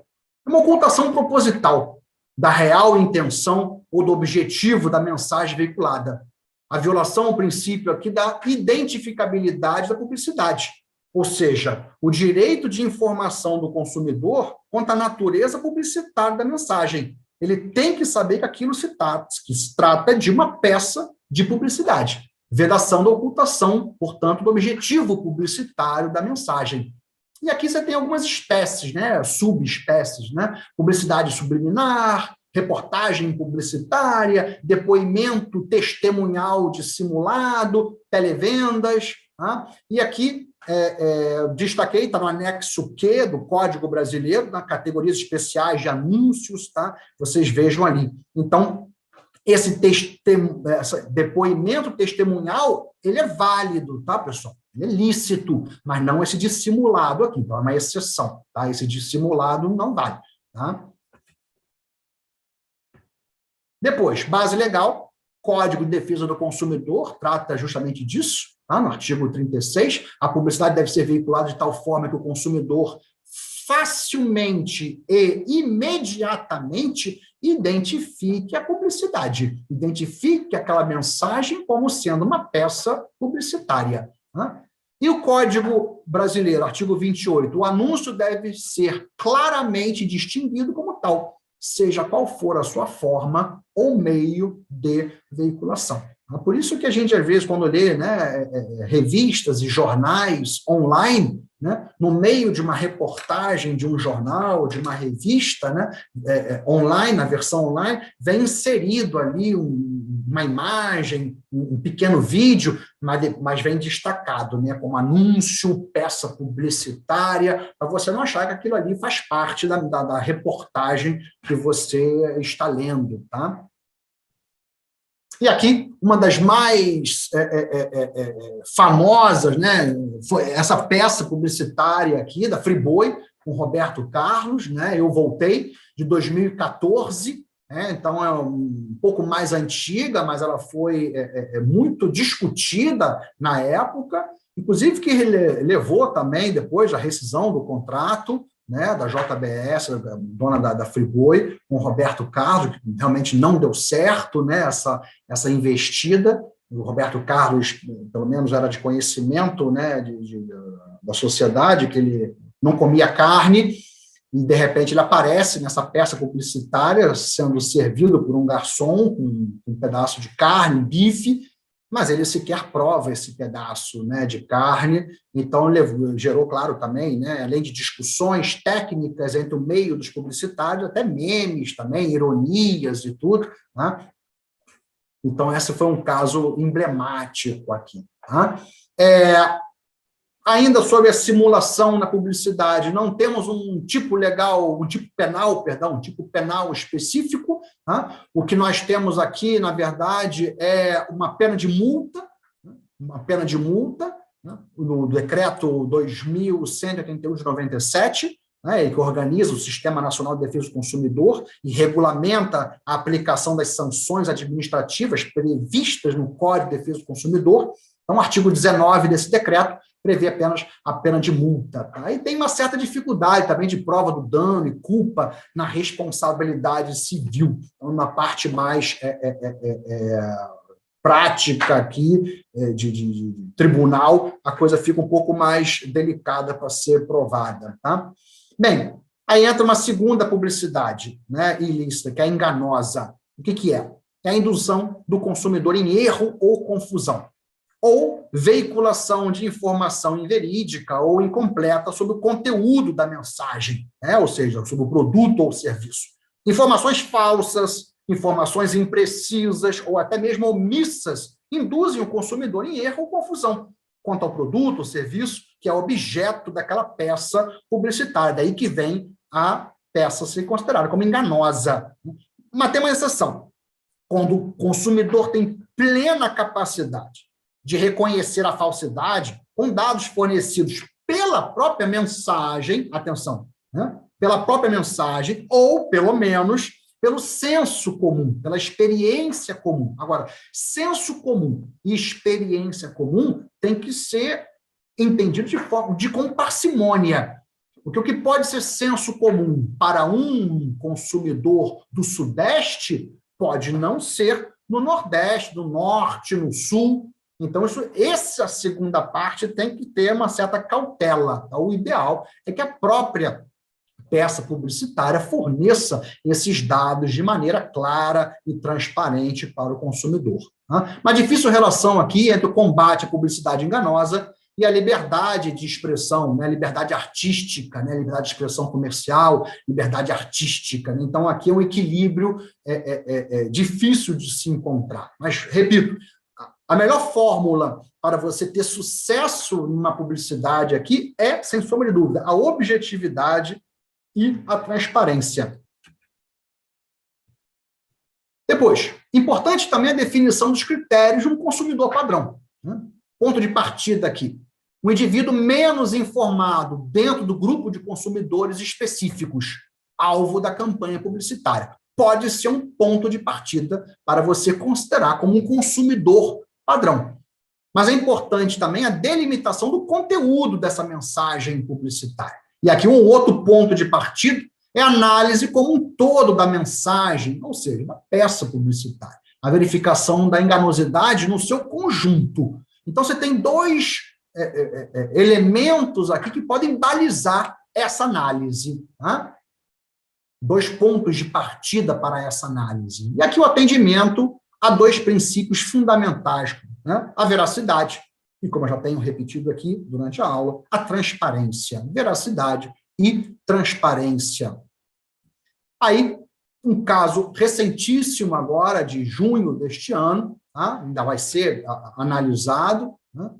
Agora em junho deste ano, o Instituto Brasileiro de Defesa do Consumidor denunciou a Nestlé, o Procon, lá de São Paulo, por publicidade enganosa em 4 produtos da marca Nesfit, que dão destaque para o mel em seus rótulos, mas nenhum deles contém mel em sua lista de ingredientes, o que pode, segundo o IDEC, induzir o consumidor a erro em relação às características do produto. Então, induzir, em tese, né, segundo o IDEC, em tese, induzir o consumidor a erro em relação. Por que essa cautela que nós temos que ter? Porque foi uma mera denúncia.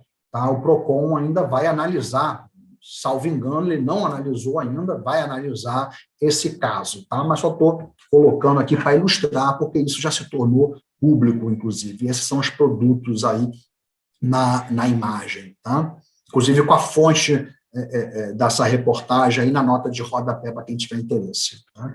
Depois a base legal aqui da propaganda enganosa, também no CDC, no artigo 37, é proibida toda publicidade enganosa ou abusiva. E o próprio CDC, aqui no artigo 37, parágrafo 1º, traz um conceito, né, do que é essa propaganda, essa publicidade enganosa.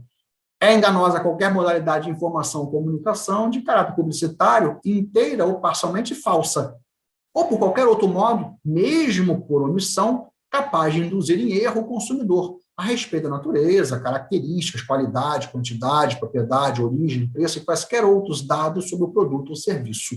Né? Ok? Então, enganosidade por omissão recebeu aqui também um parágrafo 3º, aqui um destaque. Né? A gente nunca sabe se essa omissão ela foi culposa ou dolosa, então mereceu um destaque aqui do CDC. E aí vem aqui uma decisão recentíssima também do STJ, agora de maio deste ano, diz lá, segundo a jurisprudência do STJ, a veiculação de publicidade enganosa fere de forma direta os princípios da transparência, da confiança e da boa-fé objetiva, e de forma remota os princípios da solidariedade, da vulnerabilidade do consumidor e da concorrência desleal. Tá? Então, uma decisão recentíssima. Ou seja, em síntese, pessoal, o consumidor tem o direito de não ser enganado. É disso que se trata, né? O consumidor tem o direito, acima de tudo, de não ser enganado. Uma outra decisão, né? Uma outra decisão, um pouco mais, não tão recente, 2019, né? Também do STJ, diz lá, o direito de não ser enganado antecede o próprio nascimento do direito do consumidor. Daí a sua centralidade no microsistema no CDC. A oferta publicitária, ou não, deve conter não só informações verídicas, como também não ocultar ou embaralhar as essenciais. Sobre o produto ou serviço oferecido ao fornecedor, é lícito dizer o que quiser, para quem quiser, quando e onde desejar, e de forma que lhe aprouver. É livre, portanto, desde que não engane, ora afirmando, ora omitindo, portanto, estamos diante de um caso de publicidade enganosa, em paralelo, que não ataque, direto ou indiretamente, valores caros ao Estado Social de Direito. Então, isso é uma posição muito interessante, aí, que seria o caso de uma publicidade abusiva. Então, muito interessante essa decisão do Herman Benjamin, da segunda turma, que ele coloca, em outros termos, além daquilo que nós já podemos ler no CDC, no Código de Defesa do Consumidor, os conceitos de publicidade enganosa e de publicidade abusiva. Achei muito interessante, então, essa abordagem aqui no STJ. Uma outra abordagem também, agora também recente, de maio deste ano, diz lá: no afã de resguardar os direitos básicos de informação adequada e de livre escolha dos consumidores, protegendo de forma efetiva contra métodos desleais e práticas comerciais abusivas, o CDC procedeu à criminalização das condutas relacionadas à fraude em oferta e à publicidade abusiva ou enganosa. Tipos penais de mera conduta voltados, aí vem interessante, proteção do valor ético jurídico. Notem que desde o início da aula eu estou sempre enfatizando, além do aspecto jurídico da publicidade, o aspecto ético. E aqui, então, essa decisão coloca em termos bem claros, né? A proteção do valor ético jurídico, encartado no princípio constitucional da dignidade humana, conformador do próprio conceito de Estado democrático de direito. E aí, para finalizar, a terceira e última prática de publicidade abusiva, a deturpação e violação de valores sociais e morais, comumente aceitos na sociedade para fins publicitários e comerciais. Uma atenção aqui que nós temos que ter é a variação desses valores morais no tempo e no espaço, né? Interessante quando você fala de valores morais, né, e valores sociais, que esses valores sociais são aqueles da sociedade em determinado tempo, ou seja, momento histórico daquela sociedade, e espacial também, e não se confunde com os valores individuais, ou seja, as convicções pessoais de cada um. Então, essa questão aqui é um pouco mais delicada na publicidade abusiva. E aí, a gente não precisa ler esses artigos, mas eu elenquei aqui para vocês que é o mesmo artigo 37, tá, pessoal, que a gente leu antes, tá? Coloquei ele aqui de novo, só que antes eu coloquei o parágrafo 1º e 3º, esse é o parágrafo 2º do artigo 37, que define, né, o que é a publicidade abusiva, tá? A publicidade abusiva. Então, aqui, o próprio CDC se adiantou e colocou o que é abusivo no mercado de consumo. Tá? No final do slide tem as infrações penais aqui. Tá? Alguém pode se perguntar por que eu não mencionei os artigos 67, 68 do CDC, mas eu coloquei aqui. Tá? Não é o nosso objetivo da aula hoje, né, falar dos aspectos penais da violação, né, mas eu destaquei aqui para vocês. Né? Bem, caso relevante, né, o nosso tempo está esgotando, eu sei, mas um caso que a gente não poderia deixar de mencionar é a preocupação, é um caso especial, mas é a preocupação da publicidade infantil no setor, né, de alimentos. É considerada abusiva a publicidade quando se aproveita da deficiência de julgamento e experiência da criança com a intenção de persuadi-la para o consumo de qualquer produto ou serviço. É um tema que, nos últimos anos, vem ganhando cada vez mais atenção do CONAR, dessas outras entidades privadas que eu mencionei, e do próprio Estado brasileiro também. Então, nós temos aqui o Conselho Nacional dos Direitos da Criança e do Adolescente, que baixou uma resolução, número 163, 2014, que trata especificamente desse caso de publicidade infantil. Tá? Alguns exemplos aqui, né, de que seria exatamente o apelo publicitário empregado aqui. Né? Então, elenquei alguns exemplos aqui para vocês, mas vou só destacar alguns. Por exemplo, a representação de criança, desenho animado, personagem do universo infantil, né? É um apelo também muito forte. Pessoas ou celebridades com apelo ao público infantil. Então, por exemplo, artistas mirins, né? YouTubers, influenciadores digitais em geral, uma linguagem infantil, né? Excesso de cores, efeitos especiais, nada disso é permitido. É considerado, a depender do caso concreto, como abusivo. E aqui, uma decisão de 2016 do STJ que considerou abusivo justamente uma peça publicitária aqui da Balduco, né? Inclusive, além de ser considerado como publicidade abusiva, foi considerado também venda casada. tá? E aí eu não coloquei aqui. O aspecto da venda casada eu não destaquei aqui para vocês. A minha ênfase aqui foi do abusividade aqui, da publicidade abusiva dessa campanha aqui. Tá? Um outro exemplo, tá? Esse mais recente, né? O primeiro foi em 2016, aqui em 2017, no ano seguinte, mas a decisão foi publicada bem depois, da Sadia. Tá? Mais uma vez aqui, o STJ reconheceu a abusividade de publicidade de alimentos direcionada de forma explícita ou implícita a crianças. Tá? E aqui, com a preocupação da obesidade infantil. Tá? A preocupação aqui foi da obesidade infantil, foi um destaque, né, que o ministro Herman Benjamin colocou aqui, né, e estão vedadas campanhas publicitárias que utilizem ou manipulem o universo lúdico infantil. Tá?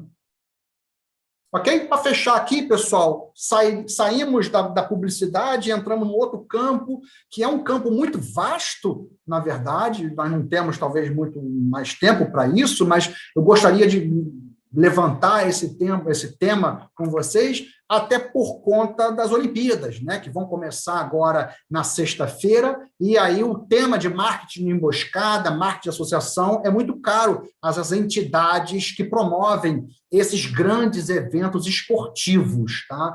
Mas a base legal também é muito ampla nesse campo do marketing de emboscada, de associação. Nós temos algumas leis que tratam, por exemplo, a Lei Pelé, que trata, né, o Tratado de Nairobi, que também trata da proteção do símbolo olímpico, o símbolo das entidades desportivas, da imagem dos jogadores, das instituições. Né? E o Brasil, né, teve a Lei Geral da Copa, em 2012, Copa das Confederações, né, da FIFA, em 2013, e da Copa do Mundo, da FIFA, de 2014, essa Lei Geral da Copa, né, ou Lei Geral das Copas, poderia ser também. Né? Depois tivemos o Ato Olímpico, né, e todas essas leis leis específicas vão se somar ao que já tratam também a CUP, a Convenção da União de Paris, o TRIPS, e outras leis nossas aqui também, como a LPI, a Lei de Direitos Autorais, e também o próprio Código Civil, por que não, né? Direito contratual, de repressão, enriquecimento sem causa, né? Então, tudo isso é um arcabouço legislativo no que diz respeito ao marketing de emboscada. Trouxe o conceito da FIFA, outras instituições também apresentam seus conceitos também, né? Diz lá a FIFA, né? O marketing de emboscada é uma atividade de marketing ilegal que procura se beneficiar do enorme interesse, da grande visibilidade de um evento, no caso concreto aqui, Copa do Mundo, da FIFA, para divulgar um produto ou serviço por meio de uma associação comercial não autorizada. E a ilicitude vem justamente do fato dela não ser autorizada a fazer essa associação comercial. Essa atividade de marketing, que são consideradas ilegais, ilícitas, né, pelas entidades organizadoras de grandes eventos, ela está justamente num contexto muito específico. Né? Essa ilicitude desse marketing vai se dar justamente em grandes eventos, como Copa do Mundo, Olimpíadas, torneios também específicos de tênis, de beisebol, entre outros. Né? Essa matéria do marketing emboscada, esse tema, melhor dizendo, ele vem numa crescente, numa evolução crescente de regulamentação, de debate, até de apreciação de casos concretos pelos tribunais, desde as Olimpíadas de Londres, 2012, salvo engano, vem uma crescente desde as Olimpíadas. O caso é muito mais antigo que isso, né? Os primeiros casos antes disso aí, mas o Comitê Olímpico Internacional e a própria FIFA vem se dedicando mais a esse assunto desde as Olimpíadas de Londres, 2012. Tá? É um caso típico de parasitismo, tá? De vantagem lícita, de associação, de vantagem lícita, típica de parasitismo, né? Da emboscada ou de guerrilha também, como é conhecido. Trouxe aqui algumas definições também, prevista na Lei Geral da Copa, né? A gente não precisa ler isso aqui para a gente não perder mais tempo, mas só para vocês verem, né, que o próprio legislador também se preocupou em enquadrar melhor esse ato ilícito, marketing de emboscada, associação direta ou indireta na Lei Geral da Copa, por exemplo. O Código Brasileiro de Autorregulamentação Publicitária, lá, né, desde os primórdios, já trazia, de certa forma, também essa forma de parasitismo específica, no artigo 31, já falava de carona ou de emboscada aqui, o Código Brasileiro. E aí, alguns casos, tá? Alguns casos que a gente tem no CONAR do ano passado, 2020, no caso Ambev, né? Bud no jogo, né? Que também foi considerado como um caso específico. Aqui, a diferenciação, já estou terminando, tá, pessoal? A diferenciação entre associação direta e indireta, fica bem didático aqui, quando é que é uma, quando é que é outra. A associação direta ocorre quando uma marca tenta se vincular diretamente ao evento, enquanto que na associação indireta, a tentativa se dá com o evento sem estabelecer um vínculo direto. Por exemplo, campanhas criativas que visam estabelecer uma ligação, ainda que sutil, indireta, com a competição em questão, uma Copa das Confederações, Copa do Mundo, Olimpíadas, algum torneio, né, de esporte específico. Né? Aqui em alguns casos, né, que já são um pouco mais antigos, já de 2010, aqui do Rio de Janeiro, onde o nosso TJ aqui do Rio se confrontou com essa prática de marketing de emboscada, tá? Então, envolvendo aqui ramo de cervejas, por exemplo, né? E aqui da Coca-Cola também. Existem outros casos também, mas eu trouxe esses aqui apenas para destacar para a gente aqui, tá? Que o tribunal nosso aqui do Rio, justamente com a proximidade da Copa das Confederações, depois da Copa do Mundo, os tribunais foram também tendo esses casos para resolver. É isso, pessoal. Aqui eu botei a bibliografia para vocês. Obviamente, apenas a bibliografia que eu utilizei, ela é muito mais extensa, se vocês forem pesquisar essa matéria, mas o que eu citei ao longo dos slides, eu quis colocar aqui numa formatação padrão ABNT, apenas para vocês terem uma orientação. Pessoal, eu agradeço a atenção de vocês. O tema é cativante, mas eu percebi que é tão cativante que quem fez os slides acabou, né, indo além da conta aqui, né? Então, eu já peço aqui a desculpa se eu passei o tempo regulamentar, e passei sim, já vi aqui no meu cronômetro, mas eu acho que esses slides servem também como um bom impulso aqui em termos de conteúdo, para quem ainda não trabalha na área e eventualmente queira trabalhar, tem bastante informação. Muito obrigado a vocês todos e todas, e Felipe, peço já desculpa aqui pelo avançar da hora. Obrigado. Eu seria incapaz de interromper uma aula com tanto conteúdo, uma aula tão rica, realmente é muita coisa, né? Acho que a publicidade tem vários subdivisões e você conseguiu explorar todas de forma muito apropriada, e daria um curso inteiro, né, sem dúvida nenhuma, para a gente falar só de publicidade, todas as suas diversas facetas, né? Antes da gente encerrar, eu separei duas perguntas aqui muito interessantes. Eu já adiantei algumas perguntas de respostas mais objetivas pelo chat para não interromper sua aula, até para a gente conseguir terminar no tempo, mas separei duas aqui para você responder ao vivo. Uma delas é sobre o slogan, uma pergunta muito interessante do Andrei. Como fica a proteção do slogan, né? Como a proteção do slogan ou a expressão de propaganda, ela se dá pelo direito autoral? Como fica a questão geográfica e temporal e também de segmento de atividade, né? Um slogan pode ser a anterioridade de uso de um slogan pode ser utilizado e argumentado contra o uso de um slogan idêntico ou semelhante em uma outra indústria, quer dizer, o princípio de especialidade se aplica aqui também com relação aos slogans, e questões geográficas, né? Um slogan publicado no exterior pode ser utilizado como anterioridade para obstar a utilização de um slogan aqui no Brasil, por exemplo. Como é que você enxerga essa questão? Esse é um tema muito interessante. É um tema muito interessante que eu acho que eu vou ter que ser o mais objetivo para não me perder dessa resposta, porque quando você fala de slogan, Andrei, né? Quando você fala de slogan, você fala em expressões e sinais de propaganda que no Código de Propriedade Industrial de 71 tinha registro próprio. Tinha registro próprio. E a lei nova, que não é tão nova assim, né, de 96, a nossa 9279, não permite mais o registro, não contempla mais o registro de sinais e expressões de propaganda, onde, Andrei, o slogan entraria. Né, não tem mais. E a proteção vai se dar de maneira transversal via repressão a atos de concorrência desleal. E aí me permitem contar um caso. Eu estava numa banca com Denis Borges Barbosa, foi minha primeira banca que o Denis me chamou no INPI, cuja dissertação de mestrado era justamente a proteção do slogan, né, da publicidade, da expressão em sinal de propaganda, né? E eu fui enfático ao dizer que, para mim, foi uma grande falha do legislador de 96 em não dar continuidade à proteção jurídica do slogan, aí, do sinal, expressão de propaganda, via registro próprio.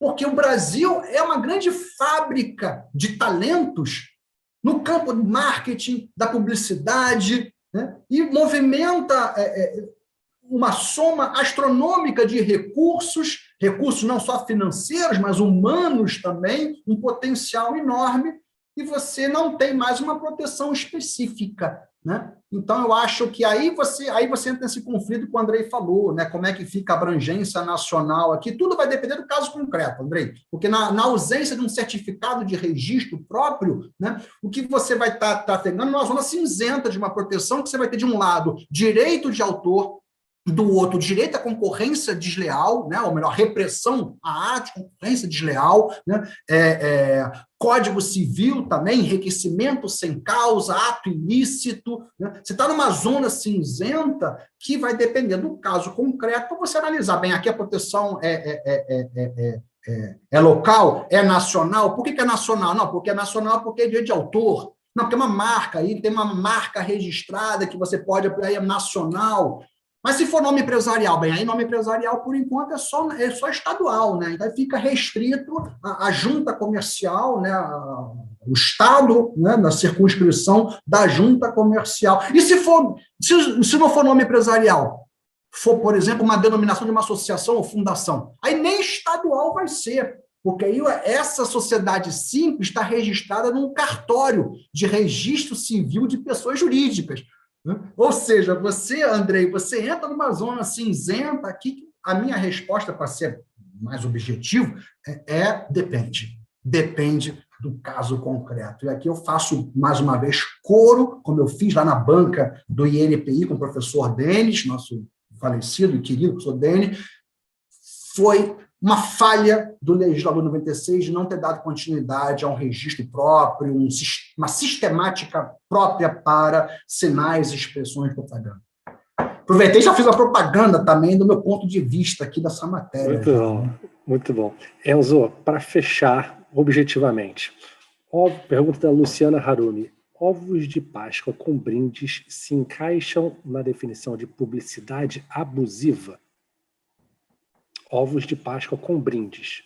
Seria uma forma de publicidade abusiva? Eu já posso até dizer, manda um ovo de Páscoa desse para mim, para primeiro provar se realmente o negócio é bom, para ver que brinde que é, e aí eu posso ter uma conclusão, porque eu sou fascinado por ovo de Páscoa, mas tem muitos e muitos anos que eu já não consumo ovo de Páscoa, é por uma razão também de saúde, para manter a boa forma, que a gente tenta manter, mas a par da brincadeira, para descontrair, a resposta também depende. Depende que brinde é esse. Se o brinde for um bombonzinho, por exemplo, ou seja, muito próximo ao próprio conteúdo do ovo, eu acho que não tem muita dificuldade. Agora, se o conteúdo já passa a ser um brinquedo, alguma coisa assim, e a embalagem do ovo tem um outro apelo infantil, você já está saindo de uma neutralidade para uma zona já conflituosa, eu colocaria de maneira preliminar. Tá? Em tese conflituosa. E tudo vai depender da embalagem, de que brinde que é, qual é o público que é endereçado, as cores, os desenhos da embalagem. Muito obrigado, Enzo. Pessoal, como vocês podem ver, a nossa aula de hoje foi com alguém que é um poço de conhecimento de direito comercial. Se deixar, o Enzo fala aqui a semana inteira, explorando a fundo a história de todos esses institutos que foram citados. Desculpa, Enzo, pessoal, realmente passei do tempo. Não, pelo contrário, a gente que agradece aí pela disponibilidade, Enzo. Fantástica aula. muito bem fundamentada e com todas as facetas aí da publicidade. Perguntam se você pode disponibilizar seus slides. Pode, Enzo? Sim, isso será feito a posteriori, creio, né? Teria que ver agora com a parte administrativa lá do IDS. Mas o vídeo, sim, isso já garanto que sim. A minha resposta com relação ao vídeo da aula já está sendo disponibilizado, pessoal, na própria página lá do IDS, tá? Os vídeos. Não da aula de hoje ainda, mas o da aula de segunda-feira, acho que já foi, da semana passada, com certeza. Entrem, por favor, lá, visitem o nosso site do IDS, que os vídeos estarão lá, e, claro, com o vídeo estará também a apresentação, slide por slide. Maravilha, Enzo. Super obrigado, cara, pela sua atenção e detalhadíssima apresentação sobre aspectos jurídicos da publicidade. Pessoal, muito obrigado a todos pela participação aqui no chat, pela audiência. Tivemos um pouco mais de 60 participantes aí ao longo da aula. Super obrigado e até a próxima. Obrigado, Enzo. Obrigado a você, Felipe. Obrigado a todos. Boa noite. Grande abraço.